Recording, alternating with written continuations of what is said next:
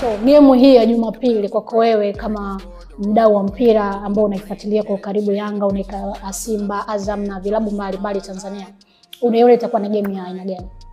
Itakuwa game ya upinzani mkubwa sana. Okay.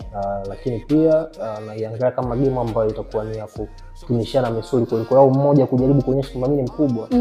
Kwa sababu kwanza hivi ndio vilabu pekee, hiyo ni dokezo tunakuwa ni vilabu pekee mpaka sasa vya Tanzania kwenye ligi za CAF, ni Champions League na Azam ambayo Confederation, ambazo hazina alama yoyote mpaka sasa. Yaani katika mechi walizocheza mechi mbili wote wamepoteza. Unaona. Kwa hiyo Simba ameshashinda 3-0 na Mbeya City.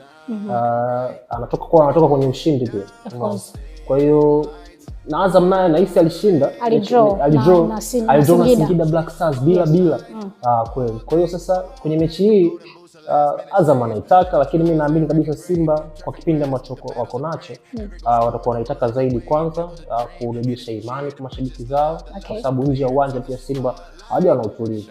Umeona, kwa mimi naamini hii mechi itakuwa ngumu, lakini Simba kwake itakuwa ngumu zaidi kwa sababu atakuwa anacheza na chip kwenye mabega yake kwamba anahitaji kushinda mechi hii, hasa mechi kubwa kama hii, kwa sababu kwenye ligi yetu ya NBC Premier League katika mechi zile kubwa ukitoa ile dabi Kariakoo dabi ya Simba na Yanga, lakini pia hii nzima dabi ya Simba na Azam pia ni mechi kubwa sana kutokana na ubora wa vikosi, influence ambazo wanazo hizo timu, utajiri wa vilabu vyote viwili, makocha, kwa sababu Azam wanafundishwa na kocha mkubwa sana Afrika, Florent Ibenge wa Kongo.